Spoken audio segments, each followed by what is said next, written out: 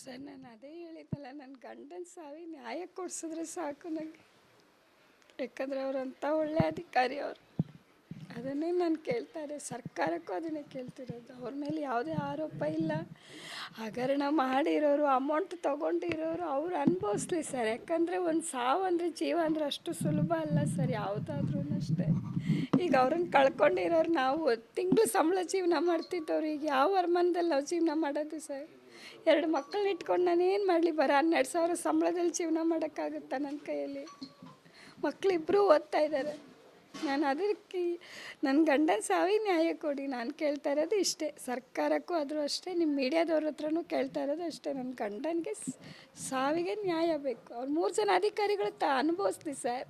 ಈಗ ನಾವು ಅನುಭವಿಸ್ತಿಲ್ವ? ನಾವು ಕಳ್ಕೊಂಡು ಆ ಥರ ಅವರು ಅನುಭವಿಸ್ಲಿ. ಗೊತ್ತಾಗತ್ತೆ ಒಂದು ಜೀವದ ಬೆಲೆ ಏನಂತ ಗೊತ್ತಾಗಲಿ. ಏನು ಸರ್, ಸರ್ಕಾರಕ್ಕೆ ಬಿಟ್ಟಿತ್ತು ನ್ಯಾಯ ಕೇಳ್ತಾ ಇದ್ದೀವಿ ನಾವು ಅಷ್ಟೇ. ಸರ್ಕಾರಕ್ಕೆ ಅದನ್ನೇ ನಾವು ಕೇಳ್ತಾ ಇರೋದು. ನಮ್ಮಂಥ ಅಧಿಕಾರಿಗಳು 4 ಜನ ಸತ್ರೆ ಆ ಕುಟುಂಬ ಎಲ್ಲಿಗೆ ಹೋಗಬೇಕು ಸರ್?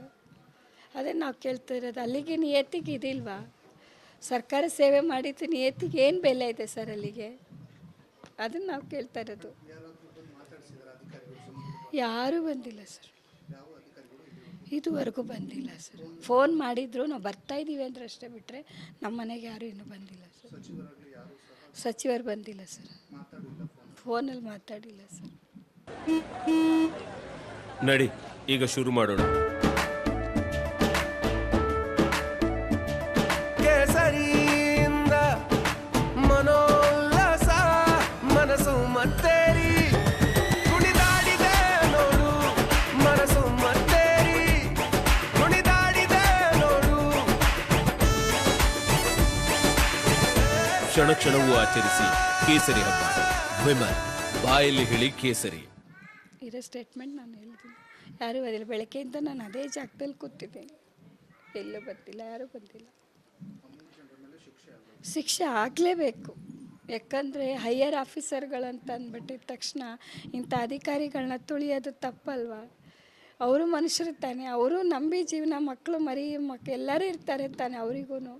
ಅಂಥವ್ರು ಈ ಥರ ಮಾಡಿಟ್ಟೋದ್ರೆ ಅವ್ರು ಫ್ರೆಷರ್ ಹಾಕಿ ಅಷ್ಟು ಜೀವ ತಿನ್ನೋಂಥ, ಅವರು ಸುಸೈಡ್ ಮಾಡ್ಕೊಳ್ಳೋ ಅಷ್ಟು ಜೀವ ತಿಂದಿದ್ದಾರೆ ಅಂದರೆ ಇನ್ನು ಎಷ್ಟು ಫ್ರೆಷರ್ ಬಿದ್ದಿರ್ಬೋದು ಸರ್ ಅವ್ರ ಮೇಲೆ? ಅವಾಗ ನಾವು ಅವರನ್ನೇ ನಂಬಿರೋಂಥವ್ರು ನಾವು ಎಲ್ಲಿಗೆ ಹೋಗ್ಬೇಕು ಸರ್? ನಾವು ಯಾವ ವರಮಾನ ಇದೆ ನಮಗೆ? 2 ಮಕ್ಕಳು ಇಟ್ಕೊಂಡಿದ್ದೀನಿ ನಾನು, ಏನು ಮಾಡಬೇಕು ನಾನು? ನಾನು ಹೋಗೋದು ಡೈಲಿ ವೇಜಸ್ಸಿಗೆ, ಸ್ಯಾಲ್ರಿಗೆ ಹೋಗೋದು ಜಿಲ್ಲಾ ಅಂಗವಿಕಲರ ಕಲ್ಯಾಣ ಇಲಾಖೆಗೆ ಹೋಗ್ತಾಯಿದ್ದೀನಿ. ಡ್ಯೂಟಿ ಮಾಡ್ತೀನಿ ಕಂಪ್ಯೂಟರ್ ಆಪ್ರೇಟ್ರಾಗಿ. ಅಂಥದ್ರಲ್ಲಿ ಮಕ್ಕಳಿಗೋಸ್ಕರ ನಾವು ಕಷ್ಟಪಡ್ತಿದ್ವಿ. ಗಂಡ ಹೆಂಡ್ತಿ ಇಬ್ಬರು ₹1 ಲಂಚ ತಿಂದವರಲ್ಲ ಅವರು. ನಾನು ಆ ಥರ ಎಲ್ಲ ತೊಗೊಂಡು ಜೀವನ ಮಾಡ್ತಿರೋರಲ್ಲ. ನಮಗೆ ನ್ಯಾಯ ಬೇಕು. ನನ್ನ ಗಂಡನ ಸಾವಿಗೆ ನ್ಯಾಯ ಬೇಕು ನನಗೆ. ನಮ್ಗೆ ಯಾವುದೇ ಸಪೋರ್ಟ್ ಇಲ್ಲ, ಯಾವ ಆಸ್ತಿ ಇಲ್ಲ, ಏನೂ ಇಲ್ಲ. ನನಗೆ ಇರೋಕ್ಕೊಂದು ಮನೆ ಒಂದು ಬಿಟ್ಟರೆ ಅದು ನಮ್ಮ ಮಾವ ಕಟ್ಟಿಸ್ಕೊಟ್ಟಿದ್ದ ಮನೆ ಇದು. ಆ ಮನೆ ಒಂದು ಬಿಟ್ಟರೆ ಬೇರೆ ಏನೂ ಇಲ್ಲ ಸರ್ ನಮಗೆ. ನಾವು ಇದ್ದಿದ್ದೆ ಅವ್ರ ಜೀವನದಲ್ಲಿ. ನಮ್ಗೆ ನ್ಯಾಯ ಬೇಕಷ್ಟೇ ನಾನು ಕೇಳ್ತಿರೋದು ನಿಮ್ಮತ್ತೆ.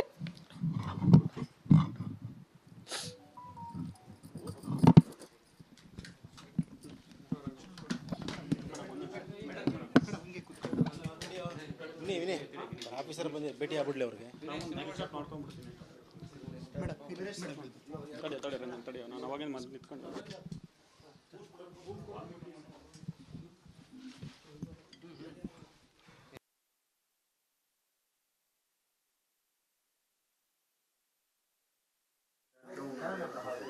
ಅಧಿಕಾರಿಗಳನ್ನ ಭೇಟಿ ಮಾಡಿದ್ರೆ